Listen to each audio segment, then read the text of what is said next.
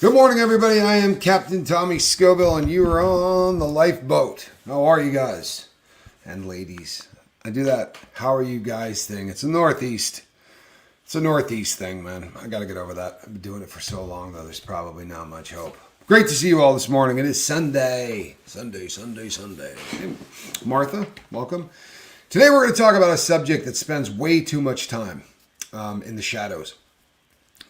Going back to the dawn of man, this is one of the most misunderstood subjects in the entire world. Mental illness has had a stigma around it. Hey, Fancy Nancy, good to see you. It has had a stigma around it for so long. It's horrible. Joe Birdwell, glad that you're here. I dream of a world, for real, where going in to a doctor to tell them that you're suffering from mental illness will be as second nature as going into a doctor and saying, I just hurt my leg, or I dislocated my shoulder, right?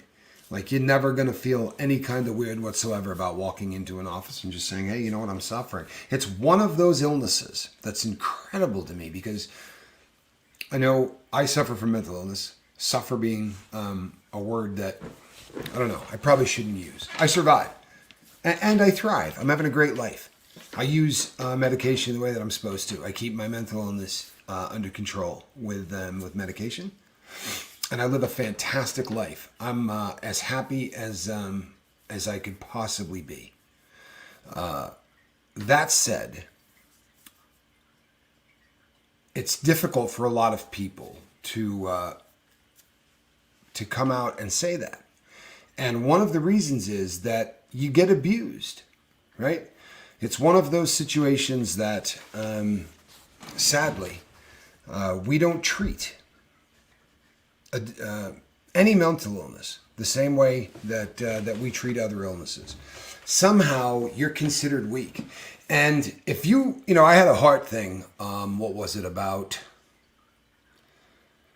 2 months ago, I guess now? It was when I first got down here, and I think the problem, most of you, a lot of you were on the boat at that point, and you have probably seen it. Hey, Pookie, I love you. This is what I'm talking about. Right out there. You know what? No problem. Hey, I have bipolar 2, PTSI, ADHD, and undifferentiated anxiety disorder. I'm in treatment, and I live a joyous life. And I love you for throwing that up there. How about that? Right? There you go. I have bipolar 2, PTSI, ADHD, undifferentiated anxiety disorder, and I am in treatment, and I live a joyous life. Anxiety disorder is one of the things that I have been diagnosed with. That is one of the disorders that I have been diagnosed with. It's really unusual, because when my heart had problems, right? Whole world, right? You put that on, you do a post about it. Hey, man, I'm at the hospital. I'm having heart trouble. Could use everybody to be pulling for me, man. I'm having some heart trouble. Would I put up a post just as quickly? I had a bit of a meltdown, and I had to go see a doctor, and I wasn't broadcasting that day. I mean, I came here and I talked about it, but Sandy, it was great to see you and Aaron in the chat with Liz and Vanessa. Absolutely. My brother was in there too. That's a good group of people. That's a good group of people. It really is. ADHD, depression, anxiety, PTSD. I also have PTSD. That is one of my diagnoses. As is depression. As is ADHD. I've been diagnosed with all of the above. And you know what? I live a joyous life. I love my life. Now, I'll tell you something, people. I get sideways real quick without medication. I can get sideways even quicker without connection. Staying connected to people is the thing that, it is the canary in the coal mine. Does everybody understand that expression? Right? This is not pleasant for people that love animals, and I love animals. But I'm sorry, back in the day, when you were a coal miner, it was very easy for large amounts of gas to build up down there. And you're basically it's coal dust, and massive amounts of it would back up. And what it does is it presses the oxygen out of the environment. No oxygen in the environment. People, you don't realize It's not like all of a sudden you go and there's nothing there. It's just that you're breathing in stuff that doesn't have enough gas in there to sustain you. And you fall asleep very quickly is what happens. Right? Yes. Well, we are all abnormal. To make make no mistake, we are all abnormal. Thank you, Annie. But to make sure that the coal miners were safe, they would bring down canaries in cages because a canary was more vulnerable to those gases than were men. And the canaries would basically sing nonstop, especially if you had several of them. When that singing stopped, it was because the canary in the coal mine stopped singing because it was dead. And that meant that you needed to get out of there really quickly. Well, for me, connection is the biggest canary in the coal mine that I have in my life. If I start to withdraw from the people that I love, people, I know this looks super unprofessional when I grab a cell call or when I check a phone or whatever, but the truth of the matter is, I have people in my 5, just like you have people in your 5. And if somebody needs my help, the boat's we'll do another video a little later. That's not what that was. But that's why I do it. It's not that I'm an unprofessional. Well, I am an unprofessional YouTuber, but that has nothing to do with why I pick up the phone. Anyway, people, I am of the firm belief that like everything else in life, if for me, when I'm no longer connecting, when I drop away from the people that I care about in life, then make absolutely no mistake. That's the canary in the coal mine. It's really obvious when that happens that something's wrong. Now, you know how this works, people? Pay attention. I'm not trying to be a genius because I'm not one. I stole everything I'm telling you from other people. Because let's be honest, if you were taking advice from the bank robber, that would be frightening anyway. I stole this from people far smarter than me. I really did, all of it. But so when the canary in the coal mine starts to become obvious to me, like, sounds crazy, right? But like squirrel's kitty litter.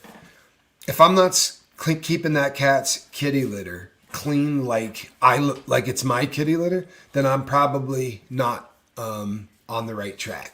I'm off kilter. I swear to you. That may sound silly, but I take really good care of that cat that way because I don't think that I would want to have to use something like that. It wouldn't be. But that's another canary in the coal mine. So when any of these start popping up, I go before I call, people or ask for help or do any of that. I go to my journal. I go back 3 or 4 days and I start reading the things that I've been writing down at night and in the morning. And you know what'll happen? That journal will tell me what the hell is wrong with me. I promise you. It will show me what the incident was that I didn't deal with 3 days ago that is causing me to be off the rails today. By the way, a bunch of you have asked me to keep you updated. This was the second night in a row that I went to sleep without any dreams. And that, people, has been absolutely just a small slice of heaven. Really, really beautiful. This is something we talk about all of the time here, and we're going to be talking about it here again before the end of this show, but we may as well knock this out because it's a great comment. Nicola E. says, I learned that if I look after the basics, nutrition, sleep, connection, I am well. I take medication for my autoimmune condition, but not for mental health anymore for about 15 years. I do therapy, though. That is absolutely the greatest drug for mental health. Therapy is the greatest treatment for mental health. Therapy is connection. Therapy is a connection that, for better or worse, there are people who go, man, that's not real connection. You're paying the person. There's somebody listening to what you have to say, and they're asking guided questions that ensure that you do the work. Therapists don't do the work, right? That's not what a therapist does, not a good one. A therapist ensures that you do the work because as people who are addicts or people with mental illness or anything else, if you're not working through therapy rocks, you're absolutely right. If you're not working through something, there's a process. So I was talking earlier, I had this heart thing, right? So at the time, you're in there, and my heart had been racing at about 180 beats a minute for a couple of days. And then they want to do these tests on you. Well, it's not very logical, is it? Because you're going to test my heart to see how strong it is.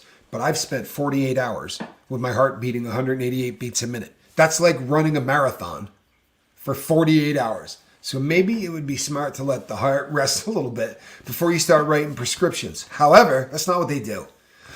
So they start writing prescriptions. And the stuff that I took made me really uncomfortable. My body didn't feel right. And I told the doctors that. Now, with mental illness, if the first medication doesn't work, half of everybody who goes to a doctor for mental health, if the first medication they get isn't the Wizard of Oz kind of, wave the magic wand and everything is perfect, then everybody runs. Right? I'm not going back there. I gave that a try. I tried that mental health thing. Do you think I did that with the heart? No. No. I went in there and talked to doctors. And finally I had a doctor that said, well, it doesn't make any sense to start prescribing stuff when you've been beating 188 beats a minute for 2 days. I said, wow, I said that day. Like, that to me seems logical, and I didn't go to med school. But how the hell are you going to tell me how my heart's working right now? Obviously, my heart's not working well right now. We just had to do stuff to get it, even back to normal. So, but it might take you 5 tries or 6 tries or 7 tries. But let me tell you my opinion on mental health, because there are varying degrees of how much we need help.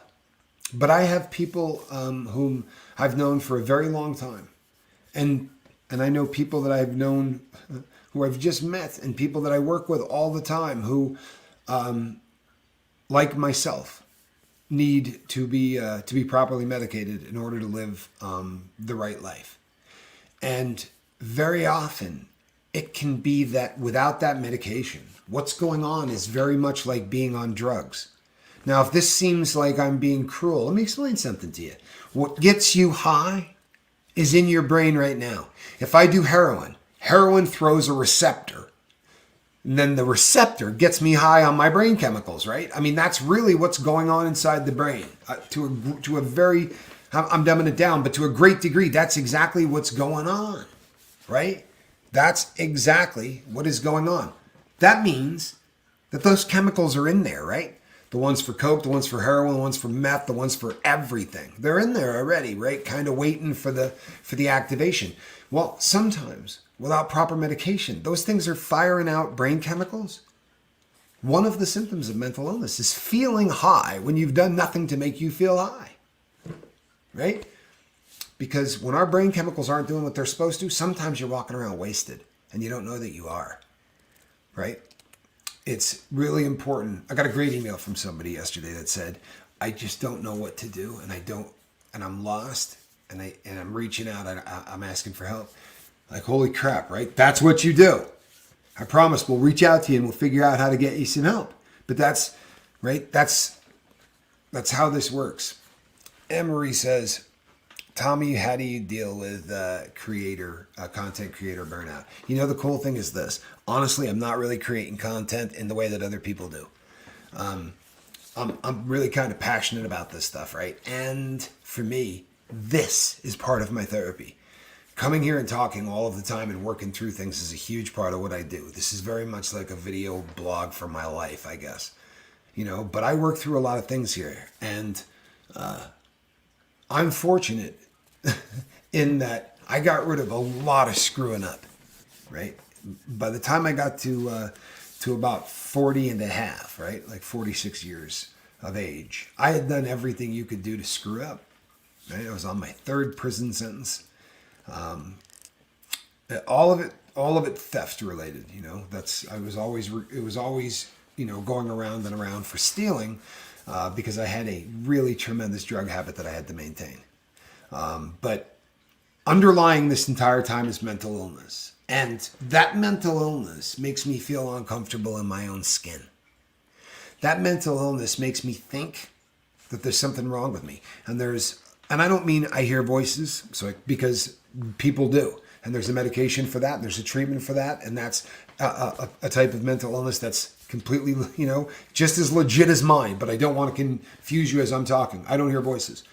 But I have automatic negative thoughts that talk to me all day long and tell me that I'm worthless, that I'm absolutely worthless. And I've lived two ways. I've lived trying to shut that voice up, right? And I used heroin and I used all kinds of other things to do that. And then I learned that I can do things to put thoughts in my head, because automatic negative thoughts, ants, as we call them here, the first word is the one we need to take care of, right? They're automatic. These things are going to happen whether you're thinking about it or not, right? It's just going to keep kicking. Automatic negative thoughts. So I take the time and I take the effort to put in manual positive thoughts, right? I put in manual positive thoughts. Tommy Stiggs, man, it's an honor. Good to have you aboard the lifeboat, Tommy. I'm glad you're here. But I have to plug that stuff in, because automatic negative thoughts will disassemble me. That'll take me apart. And they'll take me apart until I'm so uncomfortable in my own skin that I'm going to do something to make that feeling go away. And the way I made that feeling go away was I stuck needles in my arms, right? Full of dope. And if you took away every needle on planet Earth, I'd have found a way to get a different drug into my body, because what I was trying to do, right, was what I have learned how to do since the age of 46. And that is say, I need help. I don't know how to fix myself. I'm broken as hell. This isn't right. I can't live right. Nothing I do makes sense, right? Robbing banks doesn't make sense. Nobody in their right mind robs banks. So obviously, I wasn't in my right mind. No one in their right mind gets out of prison and immediately goes and does heroin again, right? Makes no sense. I didn't have a habit when I left, and I went and intentionally started again. That makes no sense, right? No one in their right mind would do that. So what does that lead you to believe? I'm not in my right mind. When I get the ants, I have to physically say stop. I've heard that from so many people. And you know what? Great. Great. I got a friend that drops and does push-ups, and you'll be in the middle of a conversation with that dude. I mean, in the middle of a conversation, and he will just stop doing what he's doing. He will drop to the ground and he will do 25 formed, beautiful push-ups. And the first time he does it, you're like, well, that's really strange in the middle of a conversation. But by the 25th time he does it, you just go, you know what? Beats the hell out of snorting something. Good for you. You found the way to make things work. My life wouldn't work for anybody else. I promise you it wouldn't. I promise you it wouldn't. And I'm probably going to end up single till the end of time, because my life doesn't work for anybody but me. But my life works. I don't get burnout, because this is really for me. I'm not trying to freak anybody out, right? But I'm telling you, this is what I'm supposed to be doing. And there's a lot of, you get a little bit of the first half of my life I wasted. I did. I wasted the first half of my life. I'm not going to waste the second half. And I have found, inexplicably, by the way, because this doesn't make any sense to me, honestly. If you had told me this a decade ago, I'd have laughed so hard I'd have passed out. But I have found that the more that I try to help other people, the more that I seem to continue to do better. The more that I go out of my way to try to put the needs of other people at least equal to mine, right? Or care about people, that's what I should say. To try to care about people the way I care about myself. Things have really changed. And doing the accountability thing, keeping stuff on really short leashes, right? I had a meltdown the other day because I spent 2 or 3 years letting really small, stupid things bother me, right? Just the dumbest little crap in the entire world. And Think about it. You get into an argument with your significant other, and your significant other says something to you, says something to upset you, and you say something back, and she says, "You know what? You always do that. We're not talking about this." And you go, "All right, fine," and you really don't talk about it, right? What do? You drive your butts home. You walk inside. You go to separate places, right? He does something in the garage. You do something in your room, whatever, right? You go on the computer. He goes on his computer. And then 25, 30 minutes later, it comes back together and people say, "You know what? It works. We've got this. It's a system that works." It's not a system that works. I guarantee you it's not. You might think it does. It doesn't. And if you're a drug addict or you suffer from mental illness, I got rules. I promise you, man. I promise you, it's never going to happen with me. If it's you and me and I have a problem, I'm going to come up and talk to you. But I got to put it to bed, right? I can't put things away like that because there's a closet inside me. And when I fill that thing up, right, and I shut the door, and I fill that thing up and I shut the door, when that door comes open, I'm going to end up in handcuffs. I freaking promise you. And I don't mean I'm going to get violent. I don't mean, I'm not that dude, right? I'm not that dude. What I do is I steal things. So when that door busts open, I'm going to get high. It's going to be more than I can take. When it happened the other day, I promise you, any other time in my life, I end up high. I end up wasted. I don't go to a hospital, right? I go downtown. It happened to me the other day, people. I had a mental health breakdown. I had a crisis. It happened. Seen a lot of crap. I spent a lot of time in prison. I saw people get killed and stomped out. And my life on the street wasn't great either.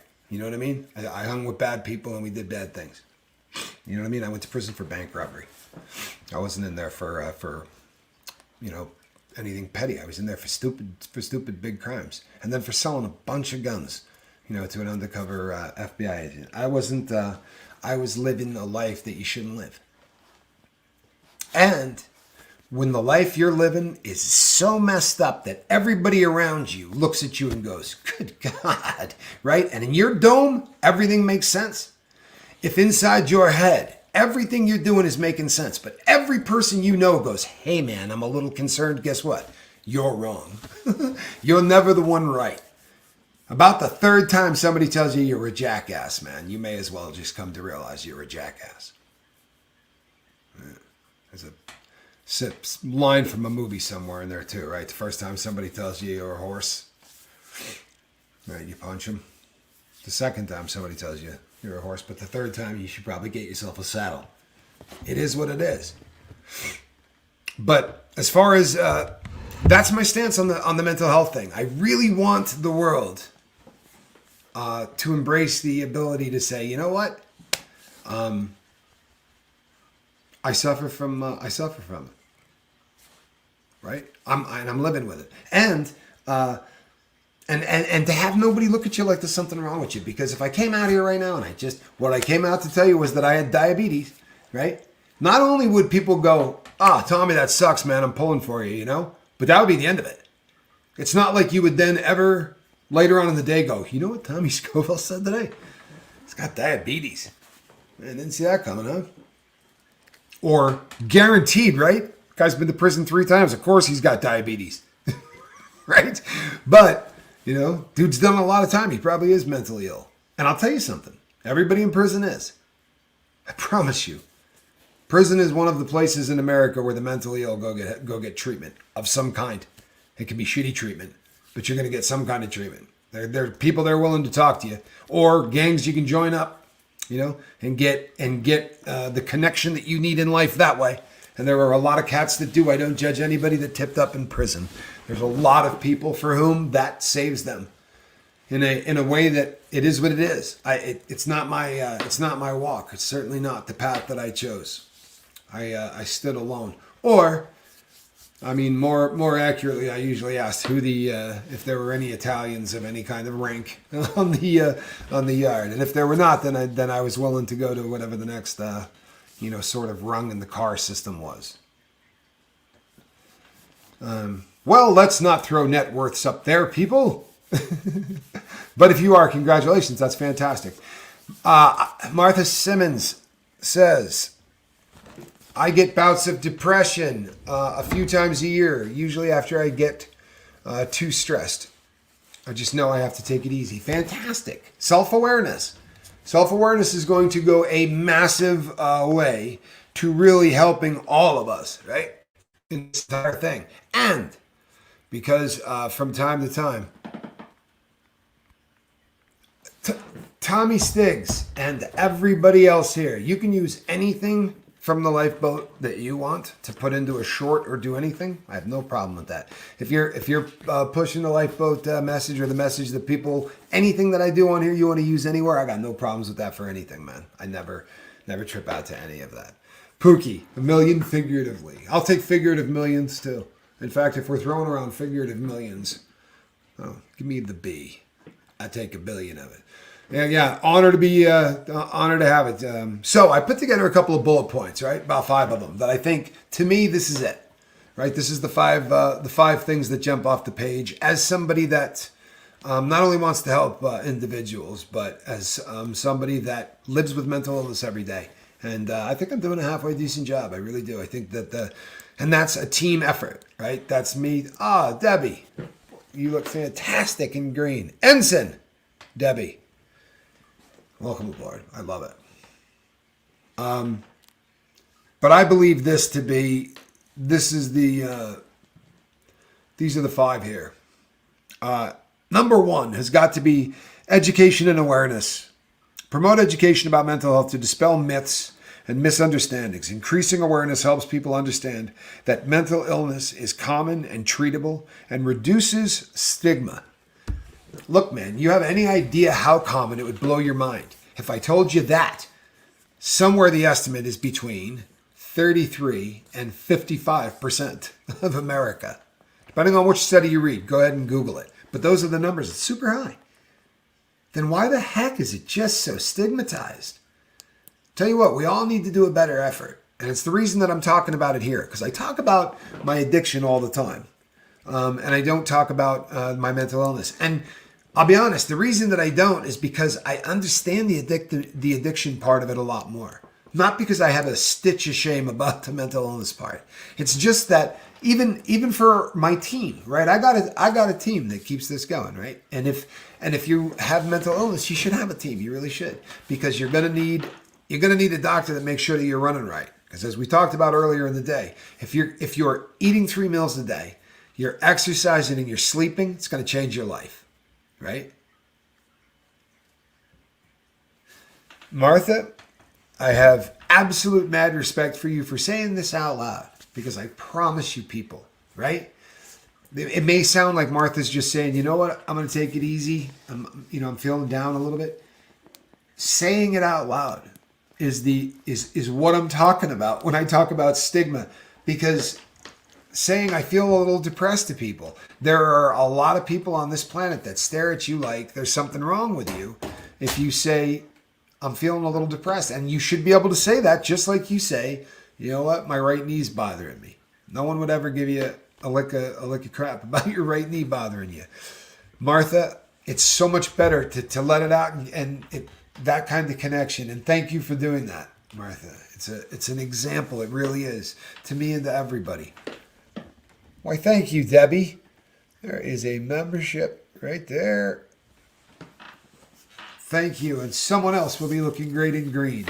Compliments to Debbie. That is a beautiful thing to do, Debbie. Thank you so much. So if we begin to educate people, and we do it, this isn't going to happen at a school level. Everybody knows somebody. Everybody knows somebody, so that we have an opportunity to have conversations about this. Right? The problem with mental illness is we don't have conversations about it, right? We don't have conversations about it. And that is a problem. That's a problem. We need to be able to speak openly. So tell you what, you want an icebreaker? Here's an icebreaker for your conversation. That dude that I watch on YouTube, Tommy, said he's mentally ill. Booyah. Start your conversation. Have a good time with it. I have no problem with the world talking about me having mental illness. It's treated. I take the right medications for the right parts, and I'm happy. My cat's happy, right? I got a YouTube audience that seems to be happy, right? We're doing beautiful.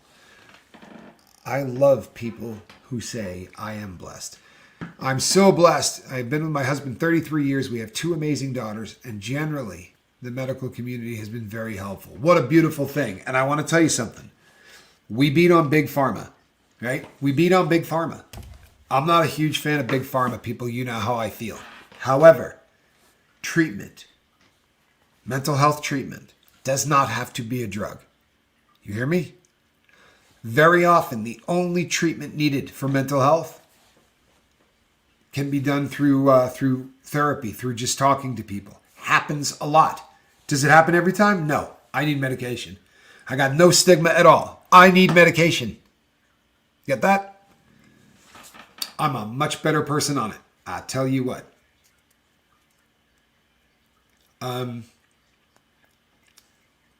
There shouldn't be any stigma at all to mental illness. There shouldn't. There are so many facets of ADHD. Lacey, there are. I believe in the 1,300 videos that we've done here on the boat that there's probably 2. But I'm not 100% on that. Emma, good to see you. Good morning. Welcome aboard. I don't think that's not the same Emma G that we've been praying for. I don't think, unless she's coming in under a different name.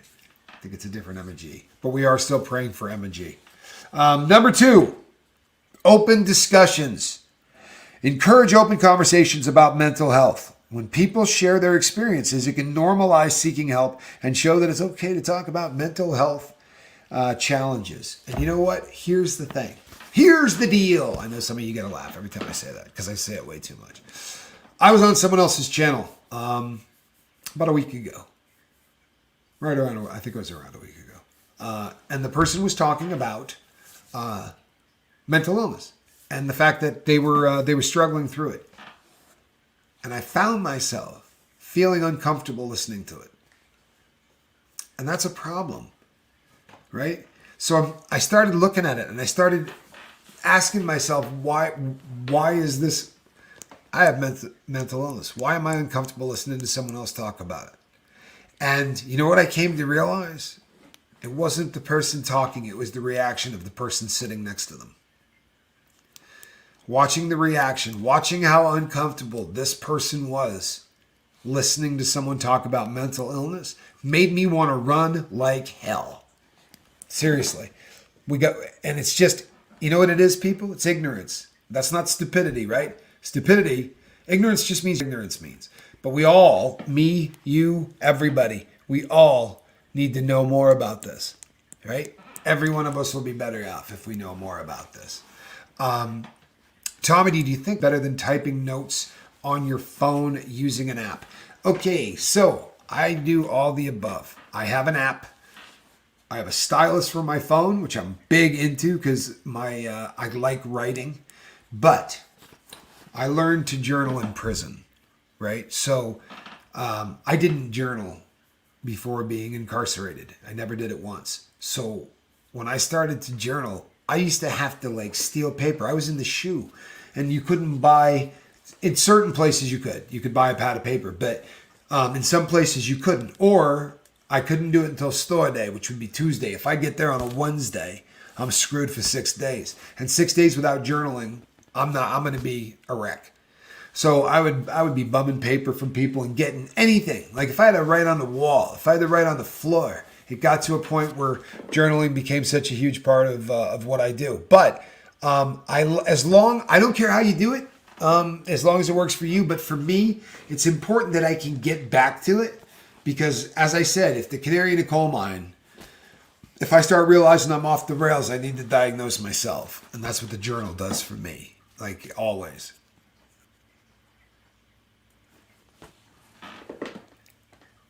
You're right. People are not mind readers. One of the sad things about mental illness is this. We get trained, right?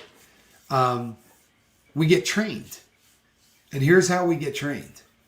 We get trained by society. For instance, I learned a long time ago that if I say to somebody, I'm a recovering drug addict and my drug of choice was heroin, and I've been to prison. right? It has a much different effect than if I go. I've been sober 8 years. I was a heroin addict. I went to prison. What I do now is I try to help people stay sober. It's not a great deal of difference between those two messages, except how I say it. I'm not going to be embarrassed about what I did. I'm not. I'm gonna get some emails today from people who say to me, "There's no excuses for anything." I don't make excuses for anything.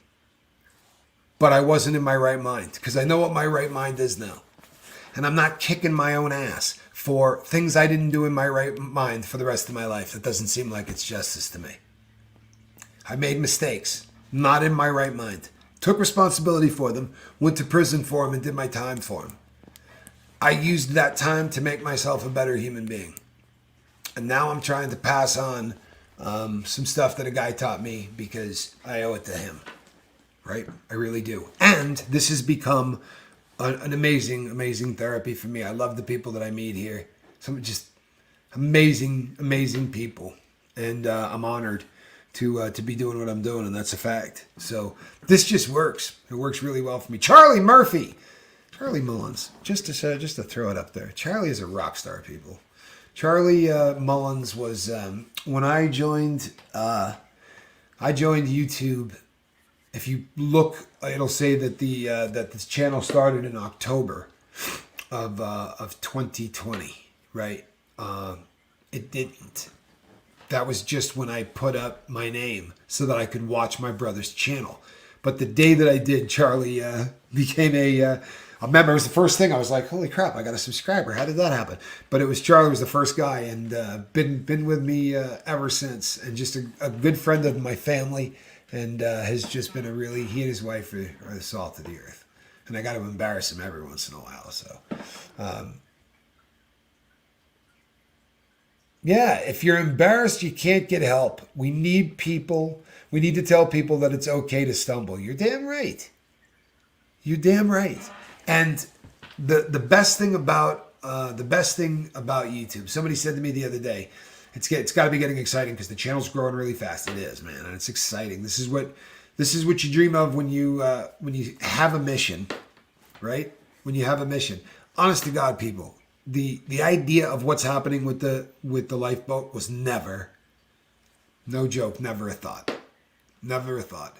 I didn't think we'd get far past 1,000. I thought we could hit 1,000. I did, and I wanted to monetize because I knew that if YouTube pushed the product, we had a chance for more addicts to see it.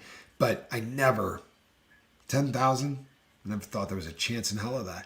But what ended up happening is you guys hijacked the boat and made it a much better version than the one that I came up with. That's literally what happened. And since then, it's been beautiful. Third, people, supportive environments. This is massive. Foster a supportive and empathetic environment where individuals feel safe discussing their mental health without fear of judgment or discrimination. This can be within families, communities, workplaces, educational institutions, or on the boat. I believe wholeheartedly that it is possible to create the kind of environment I just described online. I think we've done it with the lifeboat. People like Charlie and all of the people that got here first are the people that made that happen. Plain and simple.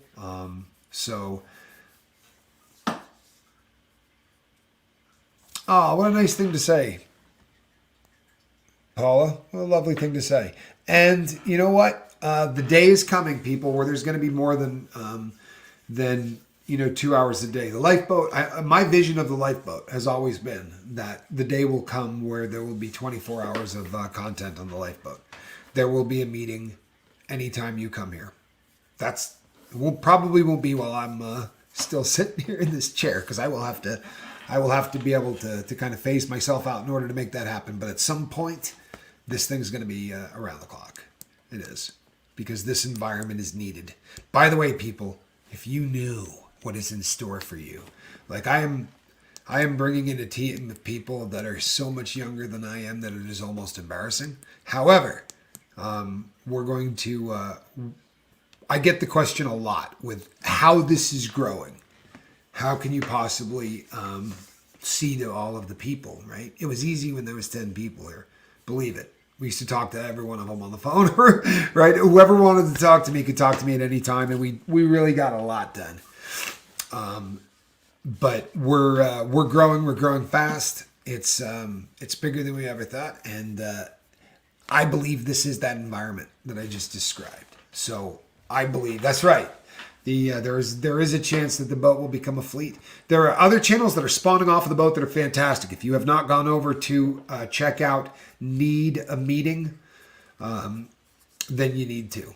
There's a great group of people over there every day that are doing wonderful stuff, and really solid, no joke connection is going on there, and I think that's just fantastic. You know, the more channels that are doing just what we're doing, the better. You hear me?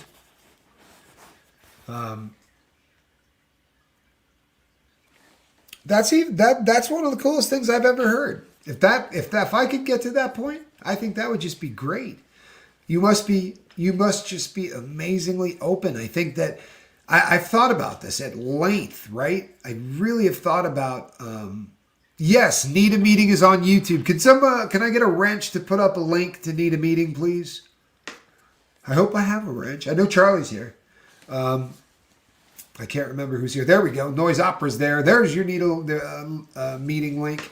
I'll tell you what, people. Even if you go and hit the subscribe button to that channel, because I promise you, it's fantastic content. You're going to thank me later.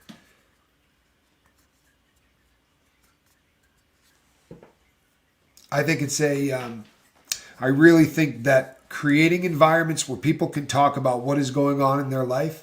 What's really cool at Need a Meeting is you're going to see people over there that don't have drug problems, who are over there just talking about what they need to heal. Right? That's beautiful stuff. It really is. It's beautiful stuff. I've also gotten some great suggestions from some people. We're going to start doing like an open mic night. It's not going to literally be open mic, but I'm going to start giving an opportunity for some people to, we're going to pick one day a week, and we're going to debut some talent on the lifeboat. We're going to give an opportunity for people to come and sit here with a larger audience than they would normally get to see how they feel sitting in front of a camera and seeing if this is something that they would feel comfortable doing. And if they are, then maybe we help them get a channel up and running, or maybe they sit in the chair here every once in a while. But that is something that I got as an email. I thought it was a fantastic idea. I love it. And it's something that I'm going to be pursuing going forward. So if you ever thought to yourself, I might like to try that, think about it. Let me know what you'd be wanting to talk about. Get it put together. Don't send me an email in 5 minutes from now saying to me, I'm your guy or I'm your gal. Think about it. Tell me what you want to do, what the show would be about, that kind of thing. Because I would happily develop talent for people that want to help people connect. Absolutely would be something I'd be interested in doing. And there doesn't have to be this genre, people. It has to be connection. So if you want to talk about, if you're a domestic assault survivor and you want to do, I'm talking about an open, as long as you're talking about connection and giving people an opportunity to come and talk about healing, right? I'm wide open. Proposals, I love it. Send them to me, and I would very much like to do that. Tommy, could you do members-only streams? Let me tell you something about members-only streams. What I need to do now is I have to scrap StreamYard. For me to do member chats, this is the most confusing thing. And you also have to realize that I am so technologically crippled, right? That the only thing I have are touch screens, and I got people that can set them up. I'm being perfectly honest with you people. There is a part of my brain that I promise works better than yours. I'm not being arrogant. It's the way I'm built, right? There's a part of my brain that really works right. I mean, a little better than right. But there's a part of my brain that doesn't. And I am so intimidated, and I am so just crippled by the computer thing. I can't get, because I go through StreamYard and that locked into my computer and the lifeboat, I need to use a different streaming service to do. I would do them all the time. I would do members onlys constantly. It is damn near impossible if you have set yourself up on StreamYard on your computer first for a guy like me to make that happen. I have a bunch of them, but I have, it's probably not going to happen. I'm just keeping it real. What ends up happening is it's a beautiful way for people to help support the channel and what we do. And if you wonder what we do, when people come here and they say, I'm ready to quit doing fentanyl, I would do Suboxone today. The issue is the money. We don't let the issue be the money. And the number of people that we've been able to help is phenomenal. We've been blessed, and we've been blessed because of people who have been generous to a fault. Color therapy. Jennifer, I'm not familiar with color therapy, but I do know that there are massive changes that happen. I do know this in prison systems and in jails. They have taken to painting the units, the hallways, and everything else in specific colors to mellow people out. Oh, don't get, please, Bunting Clip Clop, do not encourage Charlie Mullins on the Vegemite thing. Don't encourage him. Seriously. Vegemites, it's not edible. I love you, Aussies. I do, every one of you. I love you. I have a huge group of people from Australia. I love Aussies. My brother, his girl is an Aussie. Vegemite's not a food. It's the stuff they take out of a vat when they're done brewing. It's just. And don't one of you put up the word savory. I don't want to read the word savory. All right, let's move on before we see what happens. It always ends up on Vegemite. I blame the artist formerly known as Linda. Advocacy and representation. Advocate for accurate and sensitive representation of mental health in media, entertainment, and public discussions. Positive portrayal reduces stigma and encourages understanding. Here's the whole trying to practice what I preach thing, right? Here's my channel. In theory, on a YouTube channel, you're trying to put out who you are, right? Well, here it is.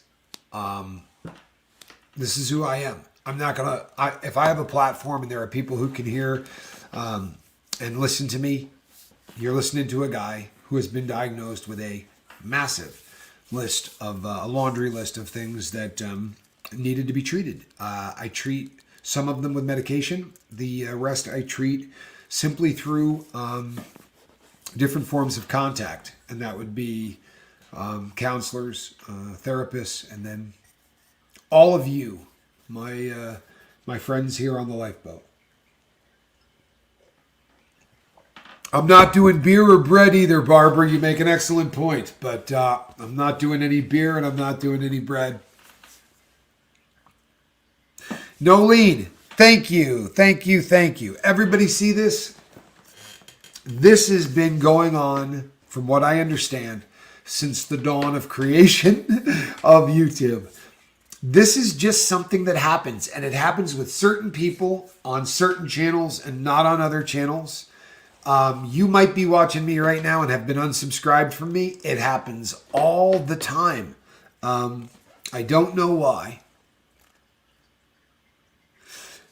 I'm not exactly sure why that happens, but check it every once in a while and hit subscribe. And if you're not getting notifications, sometimes you have to unsubscribe, then resubscribe, hit the bell for notifications, and hit all, because I do a lot of content. I create more content than most content creators. Unless, of course, you're talking about my brother, who creates more content than anyone. Christy says, I don't know what the story is with Christy. What is happening is not on our end. It is not Johnny Scoville's fault. This happened once before, believe it or not, with Linda, who called me and said, why would I be blocked? Her feelings were hurt. I said, I didn't block you. We'll check. Christy is not blocked. I have gone through 4 times. The first time I went through, I unblocked her. Every other time I've gone through, it's been to check. She is not blocked in this system. So whatever is happening at this point is not on my end. I love Christy, but whatever's happening, I can take you screenshots. I'll show you a list of everybody blocked. I can do nothing more on my end. I love her. She's great. My brother loves her. But it's on my end. There's nothing else I can do. She is not blocked. So I don't know what we'll get it figured out. Because she is definitely not blocked.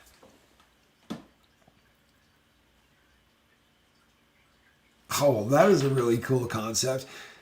Pookie Woos says, my friend sells recolorable pillows. When you use washable markers, you can wash regularly and start over again. Boy, oh boy, that would be cool. I could see having a really good time with that.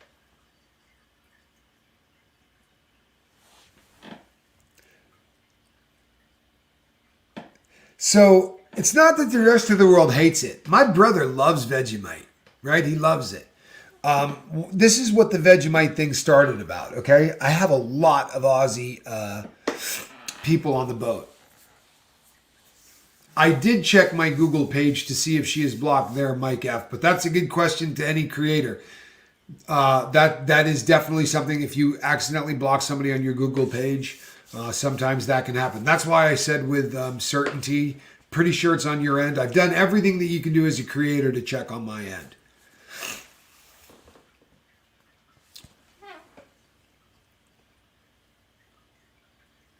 Dixie, I missed what your dad said.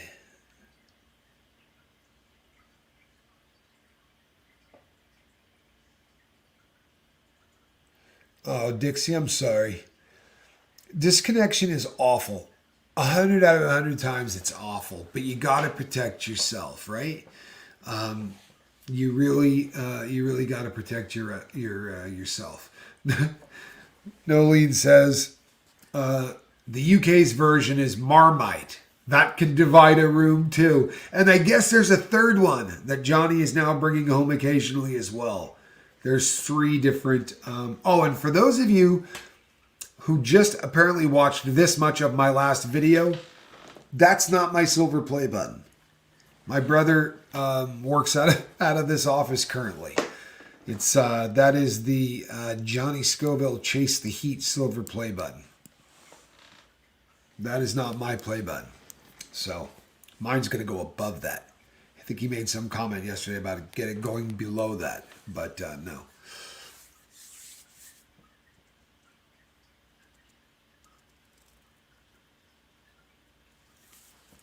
Carly. So the best way to do this, Carly says, who do you see to try to get on Suboxone? I take OxyContin and oxycodone for many years. Okay, now, if you are on an opiate and trying to get off of an opiate, the beautiful thing about Suboxone is they have loosened the laws about how Suboxone can be prescribed. This is due to the fact that we're losing 350 people a day. You can download an app today. The name of that app is QuickMD. QuickMD. Not MedMD, right? Which is what people do by accident all of the time, right? That is not what you want to do. What you are looking for is an app called QuickMD. Pook! Why, thank you. Fantastic and green, Ensign Pook. Pookie! Yes, so, I'm sorry. Everything just disconnected on me. QuickMD. When you go to QuickMD, you download the app. You have to go to the App Store to get this. You download QuickMD, and they're going to take you in 2 directions. By the way, excellent for mental health too. And this is all telehealth stuff. But you can in almost every state. You heard that? Almost every state. I have had people in states that we couldn't do this and we had to make other arrangements. But if that's the case, we can make other arrangements. But they will prescribe this over the internet, providing you meet all of the criteria.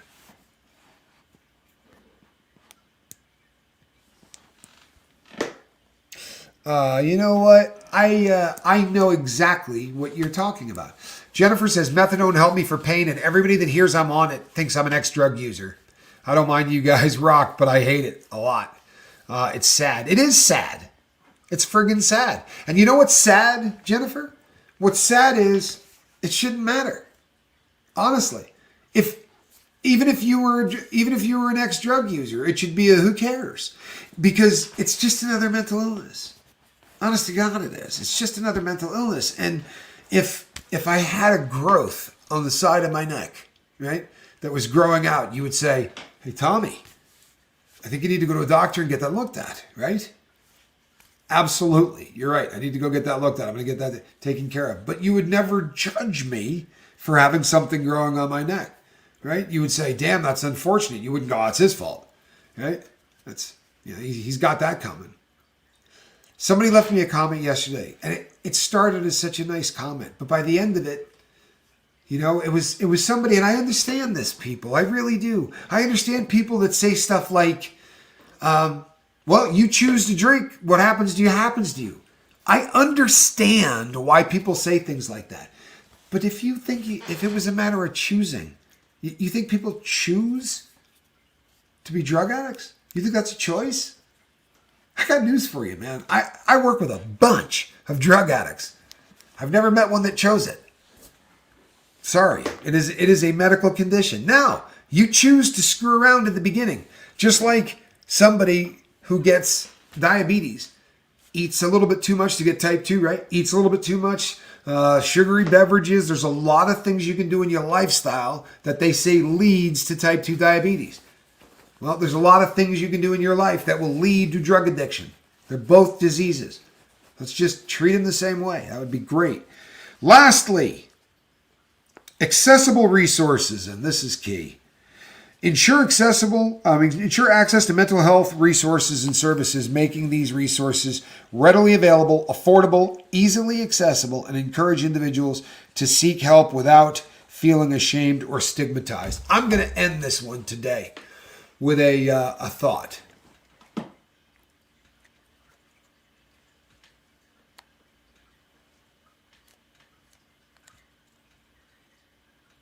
You know what, Ellie? You got to do what's right for you, Ellie. You do what's right for you. It's so essential. Do what is right for you. And I saw a comment that said, "Quick MD has been a lifesaver for me." It's a lifesaver for me. Yeah, dilaudid patches. Goodness gracious. Okay, so hold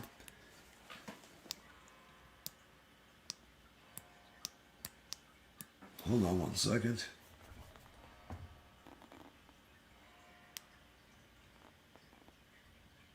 Yeah, I want this to be I want this to be a world where there is no stigma, and we probably realize, people, that it's a tall order. It's a tall order. We are who we are, and sometimes mental health disorders have symptoms that make us uncomfortable, right? Nobody wants to sit next to the crazy guy on the train. How many times do people use words that we don't give a lot of thought to, right? I do. I'm always coming on here and having to make a damn apology, right? Because I said something that I didn't think about before I said it. The word crazy is probably a word that I should just never use again. Honestly. And growing up, right, I was an extreme skier. You know how many times we used the word crazy that never had anything to do with, but sadly, it's taken on a connotation to mean certain things, right? We don't make jokes about people who have diabetes. I don't think we should make jokes about mental illness, but we do. We do. There's nothing funny about it.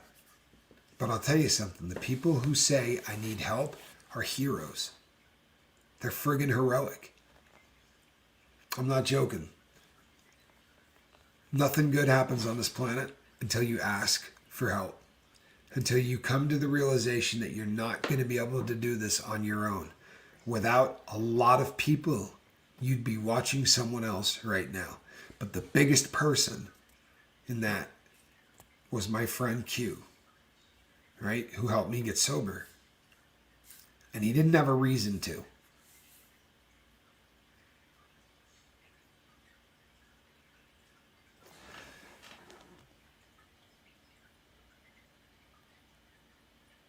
Yes, you watched a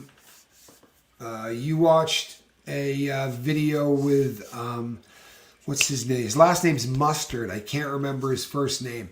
There are a lot of people that have a lot of opinions concerning mental illness. Here's what I can tell you about it.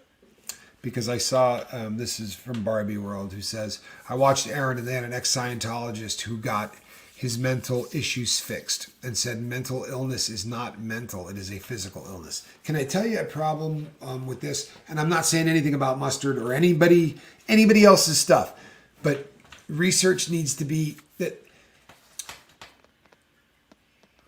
It's amazing just how much we influence everything with the power to believe, right? This is why when you do studies of any kind, you have to have, double blinds, right? With placebo versus, the actual, the control group versus the regular group. And then you have to replicate that. And you have to do that 4 or 5 times. And then you can say, you know what? This means that this is not this, right? This means this is not that or whatever, but that is not the case. I want to end with this. I also got an email from somebody that said they wanted to thank me. Jamie Mustards, there you go. Listen, I'm not saying it's not Martha Simmons. Here's what I'm saying, Martha. Here's what I'm saying to everybody. I'm never going to come on here and say mental illness isn't mental illness. I'm never going to come on here and say it's not mental. There's a physical thing and it can be fixed like that. Until that is accepted science, no disrespect to Jamie or anybody else, but until that's the accepted science, all I got is a hospital system in place. And as of right now, I just want people that can say, I have mental illness without everybody calling them crazy, picking on them, or making them think that there's damaged goods, right? It's like when people come on here and say that they've got a magic cure for anything in addiction. Maybe you do, right? But until you do, this is what we're going to stick with. And read the book. I got it here. Read the book. I encourage everybody to do it. I think it's fascinating. I really do. In the meantime, keep going to your counselor. Keep talking to your doctors. And assemble a team of people, right? Because mental health is unlike anything else. Number one, get your physical health in order, right? So you got to have a doctor. And then you got to have everybody. You're repaired, not damaged. I love that, right? You're repaired, not damaged. I love that. And you know what? I'm broken to beat hell. I promise you I am. I'm not sure if I'm repaired, but I can sail along. This thing will sail along at exactly how she is, right? With the help of a big team that puts a lot of other stuff around it. You feel me? So everything, get a team, assemble a team, and have connection. Because I promise you, folks, doctors are great for connection, right? Family's great for connection. Read everything you can read. Read everything you can read. I have Jamie's book in the house. It's a fascinating read. Read everything you can read, right? I agree with you that PTSD is an injury. I agree that PTSD is an injury. I do. I know when I got injured. I know exactly when it happened, right? I know it's an injury of the mind as far as I'm concerned, but it is absolutely an injury. I remember the day that it happened. Never put all your eggs in one basket, but let's put that one up there on the screen because your grandmother was wise. You should never put all your eggs in one basket. That's why you need a team. But you can put your cat in one basket. This is Squirrel Nut. I hope everybody has a great day. I'm sorry, did I wake you? Yeah, good girl. All right. I will be heading off to go talk to the one I pray to. I will see the rest of you this afternoon. All right? I'm Captain Tommy, and make no mistake, I like all of yous. Have a good one. Bye-bye. All right, squirrel.